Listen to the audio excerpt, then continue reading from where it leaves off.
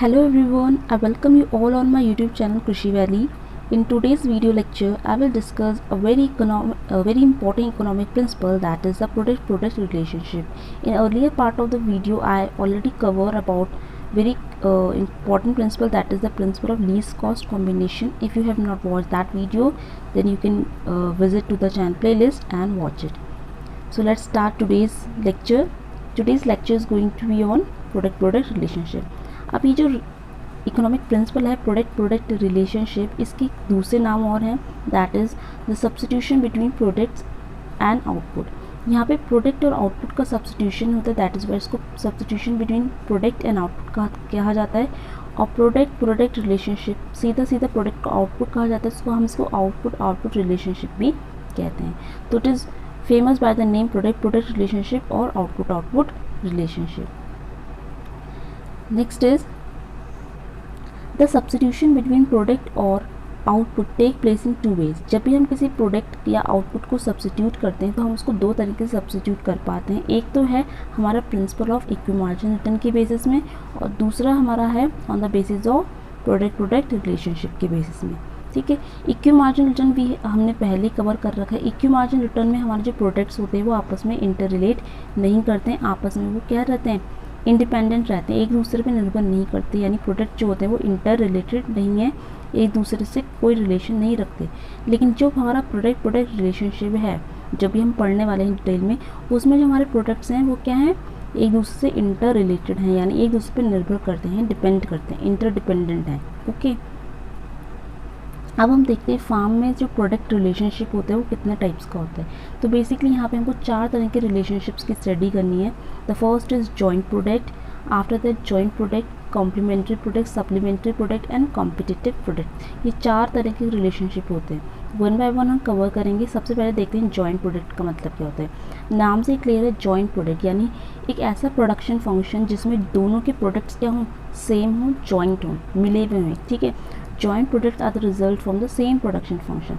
अगर हम दो ऐसे प्रोडक्शन फंक्शन इन्वॉल्व करते हैं जिसका प्रोडक्ट लास्ट में जो जनरेट होता है वो सेम होता है, फॉर एग्जांपल प्रोडक्शन 1 है और प्रोडक्शन 2 है, इन दोनों प्रोडक्शन यूनिट का जो मेन प्रोडक्ट निकल कर आता है, आउटपुट वो दोनों का ही क्या है, सेम है, तो ये हमारा कहलाएगा जॉइंट प्रोडक्ट। जनरली एग्रीकल्चर में जो प्रोडक्ट्स निकलते हैं they are generally referred as joint product. Important है, एग्रीकल्चर में जो प्रोडक्ट निकलते हैं वो कैसे होते हैं, जॉइंट होते हैं। इसमें क्या होता है, 2 चीज़ें यहाँ पे होती हैं, 2 चीज़ें ध्यान में रखना। एक तो हमारा जब जॉइंट प्रोडक्ट की बात करें तो एक हमारा होता है बाई प्रोडक्ट और एक हमारा होता है मेन प्रोडक्ट। और जैसे नाम से समझ में आ रहा है, मेन प्रोडक्ट ही हमारे लिए क्या होता है, यहाँ पे मेन होता है, हम मेन प्रोडक्ट को ज़्यादा एम्फेसाइज करते हैं, और बाई प्रोडक्ट का हम क्या करते हैं, किसी दूसरे काम में यूज़ कर लेते हैं।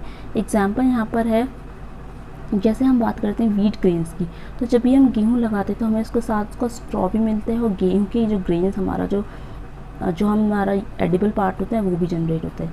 तो ये जॉइंट प्रोडक्ट है। जब भी आप गेहूँ लगाओगे तो आपको स्ट्रॉ भी मिलेगा और उसके ग्रेन्स भी मिलेंगे, तो ये जॉइंट प्रोडक्ट है। काऊ डंग विद मिल्क, ठीक है, हम एनिमल हस्बेंड्री करते हैं, कैटल रियर करते हैं, तो कैटल के साथ हम उसका मिल्क भी मिलता है, और उसका काऊ डंग जो होता है, जो जिसको नोन एज गोबर, जिससे हम फर्दर क्या कर सकते हैं, गोबर गैस प्लांट स्टैब्लिश कर सकते हैं। तो ये सब होते हैं जॉइंट प्रोडक्ट, यानी एक के साथ दूसरा भी यहाँ पे कंबाइंड रहता है, जॉइंट में रहेगा। ठीक है, तो that is referred as joint product. यानी एक ही प्रोडक्शन फंक्शन में क्या होता है कि मतलब 2 अलग अलग इनपुट्स, मतलब 2 अलग अलग आउटपुट हमको मिलते हैं, लेकिन दोनों ही क्या हैं, जॉइंट हैं एक प्रोडक्शन फंक्शन से। इसके अलावा यहाँ पे जो हमने बताया है कि जो मेन प्रोडक्ट होता है हम उसको ज़्यादा एम्फेसाइज करते हैं। अब जॉइंट प्रोडक्ट का ग्राफ देख लेते हैं। जॉइंट प्रोडक्ट का ग्राफ जो होता है डायरेक्टली एक स्ट्रेट लाइन बनता है, डायरेक्टली प्रोपोर्शनल टाइप का। इसमें हम एक्स और वाई एक्सिस में 2 अलग अलग प्रोडक्ट्स लेंगे। प्रोडक्ट है हमारा, एक y1 है और दूसरा है y2। यहाँ पे हमने एग्जाम्पल लिया है वीट का, तो वीट में हमको मिलता है ग्रेन और स्ट्रॉ, ये दोनों ही हमको बराबर में मिलेगा। ठीक है, अगर हम कोई लोकल वैरायटी लगा रहे हैं तो लोकल वैरायटी में इसका जो ग्रेन और स्ट्रॉ का प्रोपोर्शन है ये ऑलमोस्ट इक्वल रहता है। तो ये वाला जो ग्राफ देख रहे हैं आप, ये हमारा लोकल वैरायटी को दर्शा रहा है। ठीक है, कोई भी हमारी लोकल वैरायटी, उसमें जितना स्ट्रॉ बन रहा है उतना ग्रेन बना। ठीक है, ये जितना ग्रेन है उतना ही हमारे स्ट्रॉ बन रहे हैं। ये हमारा स्ट्रॉ हो गया, ये हमारा ग्रेन हो गया। तो ये इस तरह की जो लाइन जा रही है ये हमारी है लोकल वैरायटी का ग्राफ। ठीक है, लेकिन वहीं पे अगर हम दूसरी बात करें, हाइब्रिड वैरायटी है, सपोज़ हमारे पास गेहूं की हमने कोई हाइब्रिड वैरायटी ली है, उस हाइब्रिड वैरायटी में क्या होगा, उसका ग्राफ में क्या होगा कि ग्रेन्स का प्रोडक्शन ज़्यादा होगा। If we talk about the hybrid varieties में जो ग्रेन यील्ड होगी, the grain yield is highest, ठीक है, ग्रेन की यील्ड हाई होगी, और जो स्ट्रॉ कंटेंट होगा, स्ट्रॉ प्रोडक्शन होगा, वो थोड़ा सा लो होगा, ठीक है।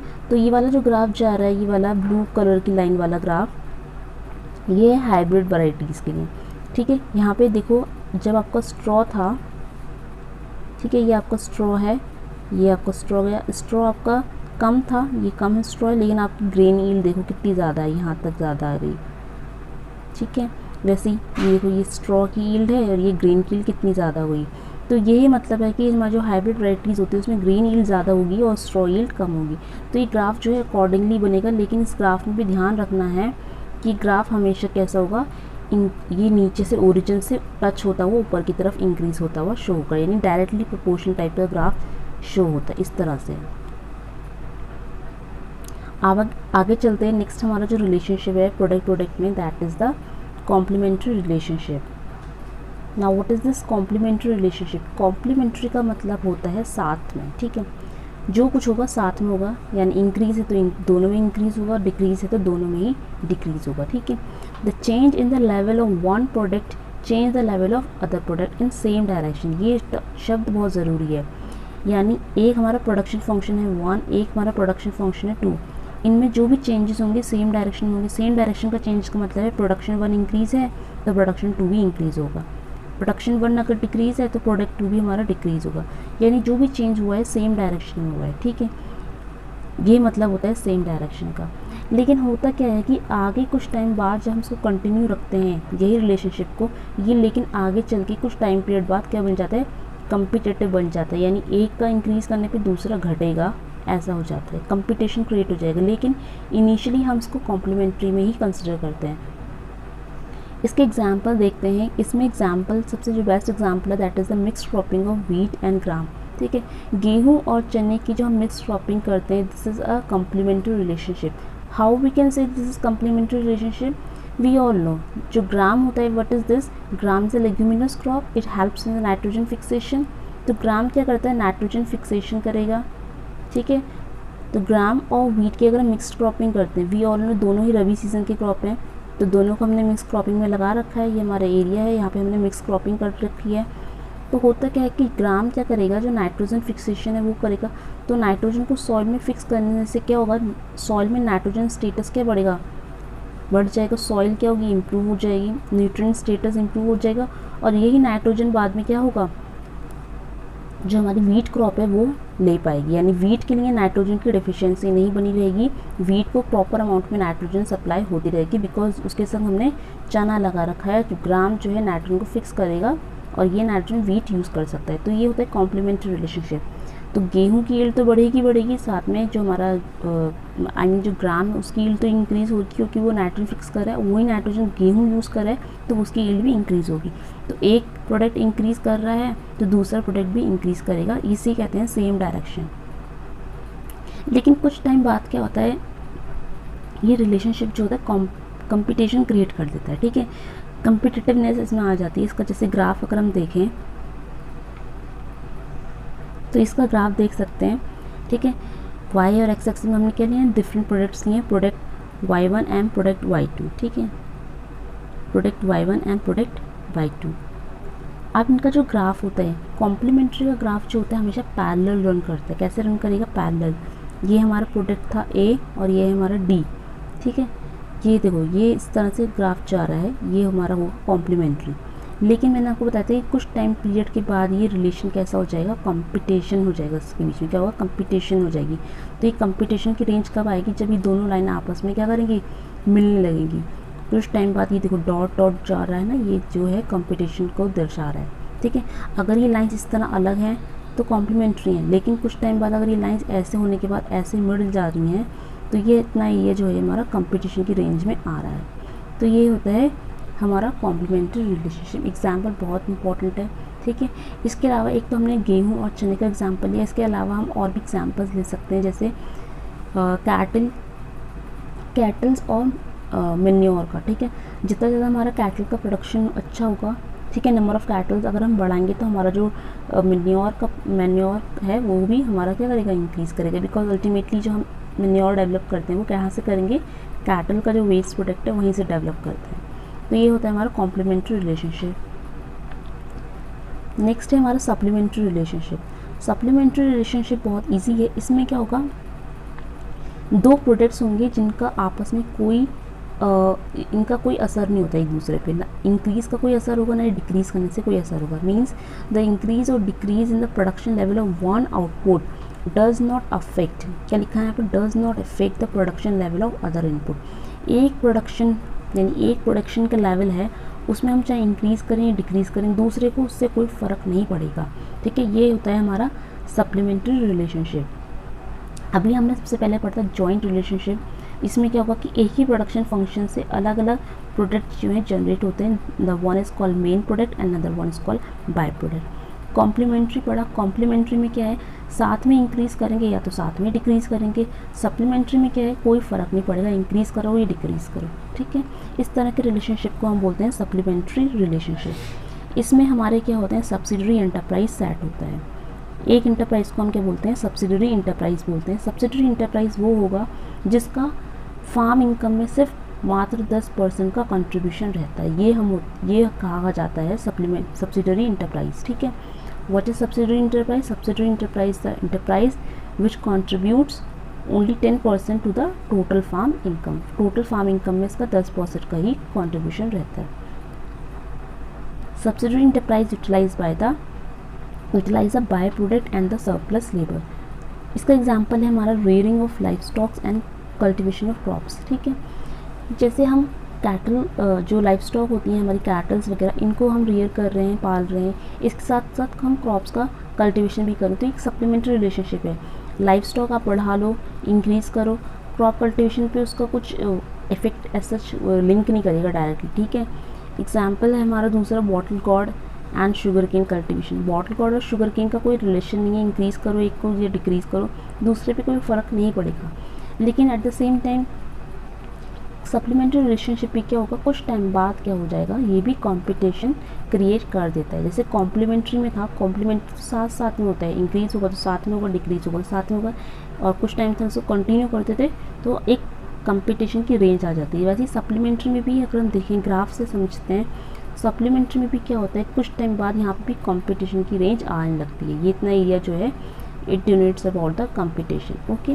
आप इसका ग्राफ कैसे बनता है सप्लीमेंट्री में, क्योंकि एक दूसरे से कोई फ़र्क नहीं पड़ता, इंक्रीज़ हो डिक्रीज़ हो, उसका ग्राफ अलग होता है एकदम। ये लाइन ऐसे जाएगी तो एक लाइन ऐसे जाएगी, ये जो लाइन हो रही है ये हमें सप्लीमेंट्री रिलेशनशिप दिखा रही है, ठीक है। कॉम्प्लीमेंट्री में क्या था, कॉम्प्लीमेंट्री का ग्राफ इस तरह से जा रहा है, एकदम इस तरह से, ठीक है। ये होता है हमारा कॉम्प्लीमेंट्री, और एकदम सीधा जा रहा है इस तरह से, तो हमारा सप्लीमेंट्री ग्राफ होता है। ग्राफ्स बहुत इंपॉर्टेंट है, ठीक है। अब आगे चलते हैं। सप्लीमेंट्री के बाद हमारा लास्ट है कॉम्पिटिटिव रिलेशनशिप। नेम से क्लियर है, कॉम्पिटिटिव रिलेशनशिप का मतलब है कि एक अगर इंक्रीज़ करेगा तो दूसरा जो प्रोडक्शन लेवल है वो डिक्रीज़ करेगा, ठीक है। When the increase in the production level of one product level necessary decrease the production of other product, ठीक है। Means increase in one production level decrease the other production level, ये relation होता है हमारा competition, ठीक है।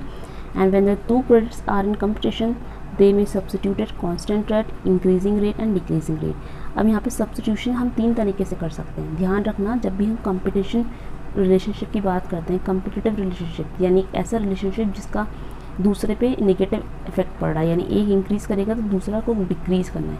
इसमें हम प्रोडक्ट्स को 3 तरह से सब्सटीट्यूट कर सकते हैं, कांस्टेंट रेट पे, डिक्रीजिंग रेट पे और इंक्रीजिंग रेट पे, ठीक है। एग्रीकल्चर जो एक्टिविटीज़ होती हैं उसमें देखा गया है ज़्यादातर जो हमारा प्रोडक्ट सब्सटीट्यूशन होता है कम्पिटिटिव केस में वो इंक्रीजिंग रेट में होता है, ठीक है। अब हम तीनों को एक बार डिस्कस करते हैं कि कांस्टेंट रेट में कैसे होगा। तो कांस्टेंट रेट में तो ये आपको एग्जाम्पल सही से समझ में आ गया होगा, यानी del y1 upon del y2, यानी एक प्रोडक्शन लेवल में जितना चेंज हुआ है डिवाइड बाय दूसरे प्रोडक्शन लेवल में जितना चेंज हुआ है वो इक्वल होगा सब थ्रू आउट, ठीक है, कांस्टेंट रहेगा। इसका एग्जांपल हमारा gram wheat can substitute for land for constant rate of substitution. तो हम ग्राम्स और व्हीट को क्या करेंगे, कांस्टेंट रेट ऑफ सब्सटीट्यूशन के साथ क्या कर सकते हैं, सब्सटीट्यूट कर सकते हैं। इसके बाद यहाँ पे हमको पढ़ना है PPC यानी प्रोडक्शन पॉसिबिलिटी कर्व के बारे में। जो ये ग्राफ है प्रोडक्शन पॉसिबिलिटी कर्व, ये कर्व ना होकर कभी कभार एक लाइन भी हो सकती है, इसलिए इसको हम प्रोडक्शन पॉसिबिलिटी लाइन भी बोलते हैं। अब ये लाइन होती क्या है, तो सिंपल है, प्रोडक्शन पॉसिबिलिटी लाइन जो होती है इसमें हम क्या करते हैं, इट्स अ पाथ और locus passing through various combinations of the product y1 and y2 obtain fix level of resource और रिसोर्स कॉम्बिनेशन। यहाँ पे हम क्या करते हैं, y1 और y2 ये हमारे दो प्रोडक्ट्स हैं, इनके हम कॉम्बिनेशंस बनाते हैं। ठीक है, हमारे डिफरेंट प्रोडक्ट्स हैं, दो प्रोडक्ट्स हमने लिए हैं y1 एंड y2, इनके हम कॉम्बिनेशंस बनाएंगे।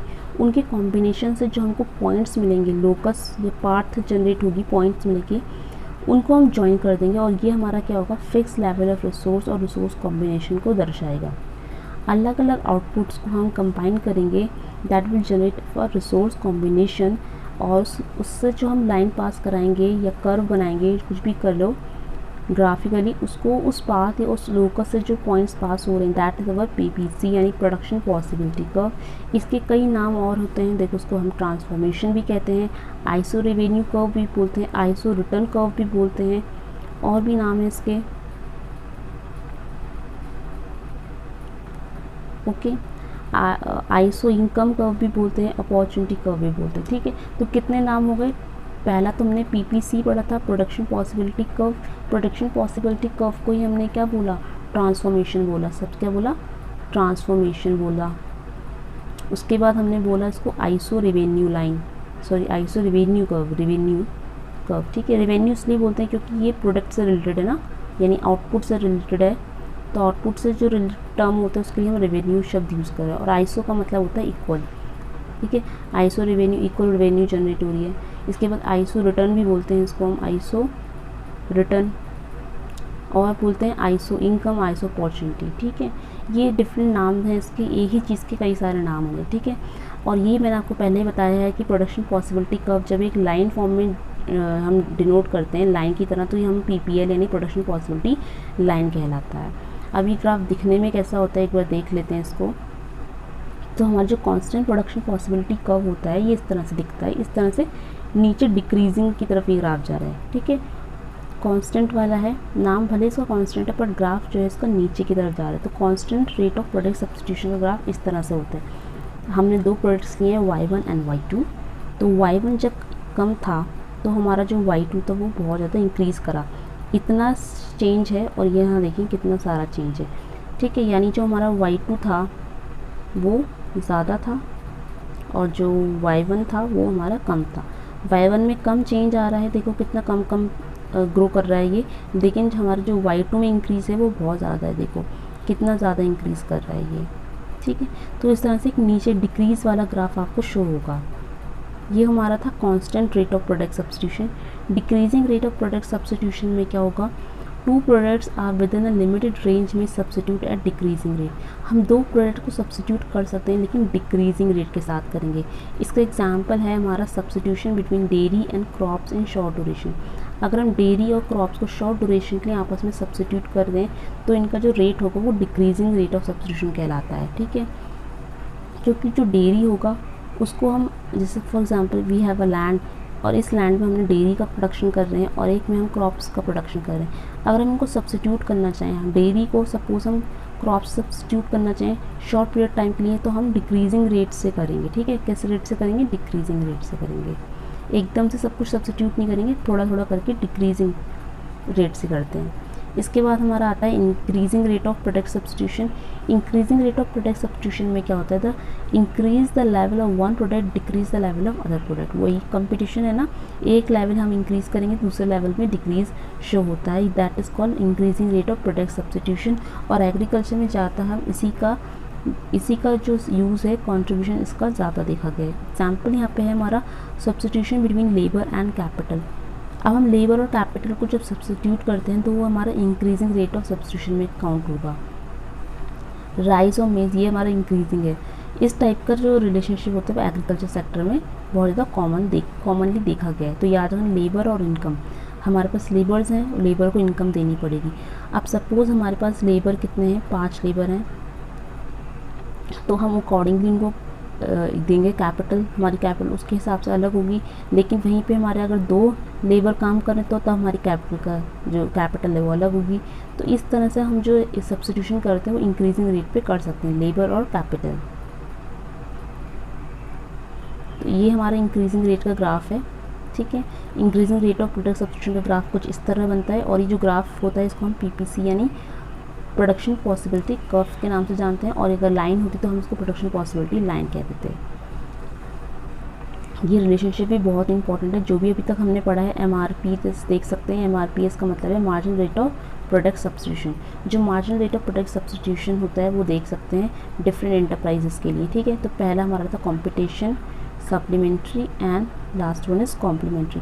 कंपटीशन में क्या था, एक इंक्रीज़ करेगा तो दूसरा डिक्रीज़ करेगा, दैट इज़ वाई ये निगेटिव में जाता है। नेगेटिव का मतलब है कि इसकी वैल्यू लेस देन ज़ीरो होगी। जीरो से कम का मतलब क्या होगा, नेगेटिव होगा। सप्लीमेंट्री में क्या होगा कि एक दूसरे पे कोई फ़र्क नहीं पड़ेगा, चाहे इंक्रीज़ कर लो या डिक्रीज़ करो, इसका मतलब ये इनका कोई रिलेशन नहीं है, तो यहाँ पे जो वैल्यू रहेगी वो ज़ीरो रहेगी, बराबर टू ज़ीरो, ठीक है। कॉम्प्लीमेंट्री में दोनों एक साथ इंक्रीज़ भी करेंगे या फिर एक साथ डिक्रीज़ करेंगे, सेम डायरेक्शन में चेंज होगा, इसकी वैल्यू हमेशा ज़ीरो से ज़्यादा रहती है। Now we move on next topic, that is iso revenue line. Iso revenue line को भी कई नाम से जाना जाता है, that is iso return line, iso income line, और प्राइस लाइन भी इसको कहा जाता है, ठीक है। This is also known as price line, ठीक है। अब प्राइस लाइन की हम बात करें तो यहाँ पे हम क्या करते हैं, प्राइस का रेशियो लेते हैं, लेकिन मेक श्योर आइसो रेवेन्यू का मतलब होता है output related to the output. तो यहाँ पे हम आउटपुट के जो प्राइजेस होंगे उनका रेशियो लेंगे, यानी price of Y2 upon price of Y1, ये होता है हमारा आइसो रेवेन्यू लाइन, ठीक है। इससे पहले हमने MRPS के बारे में पढ़ा था, ठीक है।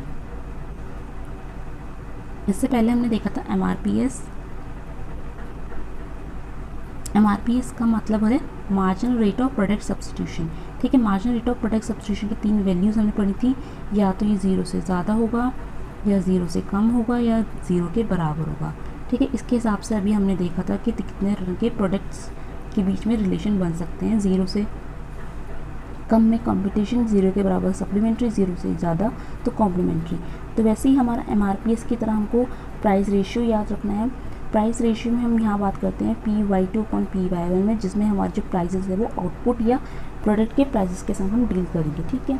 तो ये हमारा होता है आइसो रेवेन्यू लाइन, जिसको आइसो रिटर्न, आइसो इनकम या फिर प्राइस लाइन भी कहा जाता है, ठीक है। Now there are 2 methods to get optimum combination of the 2 products with arithmetic calculation and graphical method. यानी अगर हमको ऑप्टिमम कॉम्बिनेशन निकालना है कि 2 प्रोडक्ट्स का, ठीक है, 2 प्रोडक्ट्स का ऑप्टिमम कॉम्बिनेशन कौन सा बनेगा, तो हम इसको 2 तरीके से निकाल सकते हैं। एक हमारा है सिंपल अर्थमेटिक मेथड, ठीक है, और दूसरा हमारा होगा ग्राफिकल मेथड। पहले हम डिस्कस कर लेते हैं अर्थमेटिक मेथड के बारे में। तो अर्थमेटिक मेथड बहुत सिंपल है, इसमें हमको एग्जांपल से समझना है। लेट हमारा जो प्रोडक्ट है Y1, उसका जो प्राइस है, Y1 का प्राइस है 7, ठीक है, ₹7 पर kg। तो ₹7 पर kg में हम सबको जो Y1 वाली कमोडिटीज़ हैं उनको हमें 7 से मल्टीप्लाई करनी होगी, और प्रोडक्ट हमारा जो दूसरा है Y2, उसके जो प्राइसेस है वो है ₹10 पर kg। तो यानी हमें Y2 में 10 से इंटू करनी होगी। तो ये हमारे कॉम्बिनेशंस बनेंगे, ये हमारा Y1 है, ये हमारा Y2 है। इनकी जो कमोडिटीज़ की यूनिट्स हैं इनको हमें मल्टीप्लाई करना है इनके प्राइजेस से। तो यहाँ पे हम क्या करेंगे, टेबल बनाएंगे टोटल इनकम इन रुपीज़ का, यानी हम दोनों के प्राइजेस से दोनों की क्वांटिटीज़ को मल्टीप्लाई करके ऐड करेंगे। तो हमको इस तरह से टेबल जनरेट होगा जहाँ पे डिफरेंट कॉम्बिनेशंस हमारे सामने आएंगे। अब हमारा काम क्या होगा, सबसे हाईएस्ट नंबर जो होता है उसको देखना। सबसे नंबर हाईएस्ट जो है वो है यहाँ पे 890। यू कैन सी सारे नंबर्स जो हैं इतने ज़्यादा नहीं है, लेकिन जितना ज़्यादा ये है। तो सबसे हाईएस्ट नंबर 890 है, और 890 का कॉम्बिनेशन कौन सा है, 5th कॉम्बिनेशन जो है हमारा, दैट इज़ 40 एंड 61। यानी हमारा जो कॉम्बिनेशन बनेगा Y1 जो होगा वो 40 यूनिट्स का होगा, 40 kg है, और जो हमारा Y2 होगा वो 61 kg का होगा। अगर हम इस तरह से इस लेवल पे हम प्रोडक्ट का यूज़ करेंगे तो हमारा जो लेवल होगा वो ऑप्टिमम होगा। तो ये हमारा एक सिंपल अलजेब्रिक मेथड होता है जिससे हम पता कर सकते हैं कि ऑप्टिमम लेवल कौन सा है। सिंपल टेबल की हेल्प से हमने ये पता लगा लिया। लेकिन अब हम देखते हैं ग्राफिकल मेथड में क्या होता है। ग्राफिकल मेथड में हम ग्राफ के थ्रू पता लगाएंगे कि कौन सा लेवल हमारे लिए ऑप्टिमम होता है। तो ग्राफिकल मेथड में क्या होता है कि highest return for the optimum product combination is calculated by the PPC, यानी हम जो प्रोडक्शन पॉसिबिलिटी कर्व होता है उसका इस्तेमाल यहाँ पे करेंगे।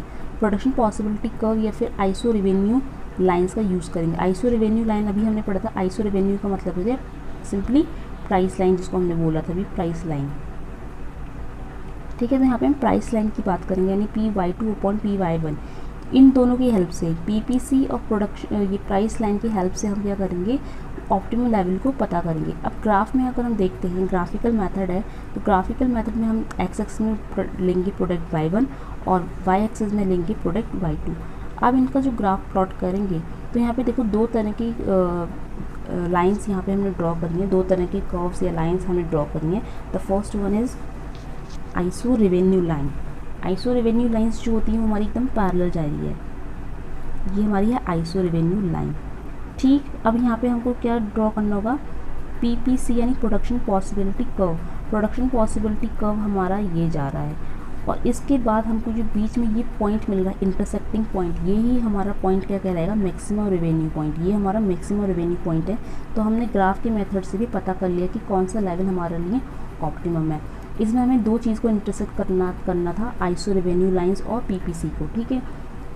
जब आइसो रेवेन्यू लाइंस को PPC के संग इंटरेक्ट करते हैं तो जो हमारा इंटरेक्टिंग पॉइंट होता है वही हमारा पॉइंट होता है जो जिस पे हमको मैक्सिमम रेवेन्यूज़ जनरेट होने को दिखाई देता है। तो ये हमारा था, इस तरह से हम पता कर सकते हैं। अब आता है एक्सपेंशन पाथ। क्या होता है एक्सपेंशन पाथ का मतलब, एक ऐसी पाथ, ठीक है, expansion path is the path or locus passing through different maximum revenue points of different production possibility curve, ठीक है। सिंपल ग्राफ से आपको सिंपल समझ में आ रहा होगा, क्लियर हो रहा है ग्राफ से। ये हमने जो प्रोडक्ट Y1 और Y2 लिए हैं, इससे हमने क्या किया है, अलग अलग PPC बनाए। PPC है ये एक हमारा, सबसे पहले हमारा एक PPC ये हो गया। PPC का मतलब है प्रोडक्शन पॉसिबिलिटी कर्व। PPC यानी प्रोडक्शन पॉसिबिलिटी कर्व। एक प्रोडक्शन पॉसिबिलिटी कर्व हमारा ये हो गया, दूसरा प्रोडक्शन पॉसिबिलिटी कर्व हमारा ये जा रहा है, और तीसरा वाला हमारा ये जा रहा है। अब इन तीनों से हमारी एक लाइन पास हो रही है, उस लाइन को हमने नाम दिया है एक्सपेंशन पाथ, ठीक है। ये एक्सपेंशन पाथ जो है ये जा रही है, ठीक है। यानी प्रोडक्शन पॉसिबिलिटी कर्व में, PPC कर्व में एक हमको लाइन पास करनी है जो हमारे डिफरेंट मैक्सिमम रेवेन्यू पॉइंट्स को टच करते हुए जाएगी। ये जो एक्सपेंशन पाथ है किसको टच कर रही है, मैक्सिमम रेवेन्यू पॉइंट्स को, याद रखना। ये जो हमारे बीच वाले पॉइंट्स हैं ये हमारे क्या है, मैक्सिमम रेवेन्यू पॉइंट्स हैं, ये सब हमारे मैक्सिमम रेवेन्यू पॉइंट्स हैं, ठीक है। तो एक्चुअल में अगर हम देखें तो एक्चुअल में ये ग्राफ कैसा दिखना चाहिए था हमको, एक्चुअल में हम ये ग्राफ प्लॉट करते तो ये तो हमारा ग्राफ है, ये हमने ले लिया Y1, ये ले लिया हमने Y2। इसके बाद हमको क्या करना था, इसके बाद हमको बनानी थी आइसो रेवेन्यू लाइंस, ठीक है। आइसो रेवेन्यू लाइंस कैसे बन रहे थे हमारे, आइसो रेवेन्यू लाइंस हमारे ऐसे बनेंगे, ठीक है। ये हमारी आइसो रेवेन्यू लाइंस हो गई। आइसो रेवेन्यू लाइंस के बाद हमको क्या बनाना था, आइसो रेवेन्यू लाइंस के बाद हमको बनाना है PPC यानी प्रोडक्शन पॉसिबिलिटी कर्व। एक प्रोडक्शन पॉसिबिलिटी कर्व हमने ये बनाया, इंटरसेक्ट करते हुए दिखाना है, ये हो गया, ठीक है। एक हमारा हो गया ऐसे करके, ठीक है, एक हमारा हो गया ऐसे करके। तो ये जो ग्रीन कलर का ग्राफ है, ये ग्रीन वाला हमारा है PPC प्रोडक्शन पॉसिबिलिटी कर्व, और जो ब्लू कलर की लाइंस हैं they are our iso revenue lines. अब इनको एक लाइन टच करेगी तो ये सारे जो हमें इंटरसेक्टिंग पॉइंट्स मिले हैं ये हमारे मैक्सिमम रेवेन्यू वाले पॉइंट हैं, और ये जो लाइन जा रही है ये हमारी एक्सपेंशन पाथ है, ठीक है। तो एक्चुअल में इस तरह से जो ग्राफ है वही आपको समझ में आ रहा होगा। एक्सपेंशन पाथ का मतलब कि वो पाथ या वो लाइन जो हमारे मैक्सिमम रेवेन्यू पॉइंट्स को टच करते हुए जाती है। तो ये हमारा था आइसो रेवेन्यू लाइंस, ठीक है। इससे हम ऑप्टिमल लेवल्स जो हैं पता कर सकते हैं। तो हमने दो मेथड का यूज़ करा, सिंपल मैथमेटिक मेथड और दूसरा हमारा ग्राफिकल मेथड, जिससे हमने पता लगाया कि हमारा ऑप्टिमल लेवल्स जो है वो कहाँ पर अचीव हो रहा है हमको। अब आगे देखते हैं, तीन तरह के कॉम्बिनेशंस होते हैं। When the price of the product Y1 is increase, the farmer has to produce the product Y1 more in place of Y2। अगर हमारा देखो, when the price of product Y1 is increase, अगर Y1 के prices बढ़ जाएंगे तो farmer क्या करता है, फार्मर प्रोड्यूस करेगा Y1 more in place of Y2। जिस चीज़ के प्राइसेस बढ़ जाएंगे वही चीज़ तो यूज़ ज़्यादा करने में फ़ायदा है, ठीक है। तो इसको हम निकालेंगे, सिंपली इसको हम निकाल सकते हैं हमारा जो हमारे अभी MRS पढ़ा था, MRS का मतलब था marginal rate of product substitution. इसमें हम क्या देखते हैं, del by 1 upon del by 2, यानी एक प्रोडक्ट के लेवल में जितना चेंज आया डिवाइड करो तो दूसरे प्रोडक्ट के लेवल में कितना चेंज आया, यानी MRS को देखेंगे।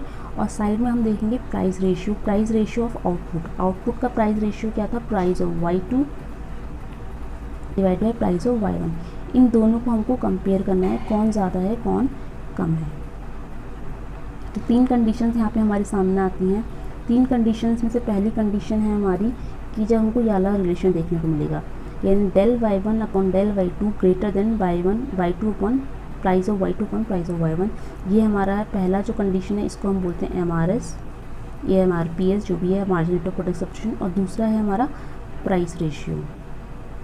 ठीक है, दोनों कंपेयर करेंगे। अब इस कंडीशन में देख सकते हैं हम कि हमारा जो ये वाला MRPS है वो ग्रेटर है। ठीक है, in such condition the farmer has to produce the product Y1। इस कंडीशन में जो फार्मर है वो प्रोडक्ट Y1 को ज़्यादा प्रोड्यूस करेगा इन प्लेस ऑफ प्रोडक्ट Y2। ठीक है, दूसरी जो हमारी कंडीशन है उसमें ये कंडीशन हमको शो हो रही है जिसमें हमारे प्राइस रेशियो ज़्यादा हो रहा है और MRPS कम है। In such condition the farmer has to shift on to the produce of the product Y2 more in place of Y1। इस केस में उसको Y2 का प्रोडक्शन ज़्यादा करना होगा इन place of Y1। And after producing Y2 more he will get more revenue. जब वो Y2 को ज़्यादा प्रोड्यूस करेगा तभी उसको ज़्यादा रेवेन्यू जनरेट हो सकते हैं। ठीक है, तो जब ये ऐसी वाली कंडीशन थी ग्रेटर की तो Y1 प्रोडक्शन ज़्यादा करना फ़ायदेमंद था, लेकिन अब ये इस तरह से डिक्रीज़ वाला शो हो रहा है तो हमें Y2 का प्रोडक्शन करना ज़्यादा सही है। अब ऐसी नेक्स्ट कंडीशन आएगी इक्विलिब्रियम कंडीशन। इक्विलिब्रियम कंडीशन में दोनों ही चीज़ हमारे लिए बराबर हैं। तो इन सच कंडीशन जो produce both the products and equally profitable, दोनों ही में से किसी को प्रोडक्शन करना दोनों ही हमारे लिए प्रॉफिटेबल होता है। It means the farmers can either produce Y1 और Y2 which gives equal return, क्योंकि ये Y1 को प्रोड्यूस करो या Y2 को प्रोड्यूस करो, रिटर्न्स आपको दोनों से इक्वली मिलेंगे। ठीक है, तो ये हमारा था आज का प्रोडक्ट रिलेशनशिप या फिर आउटपुट रिलेशनशिप।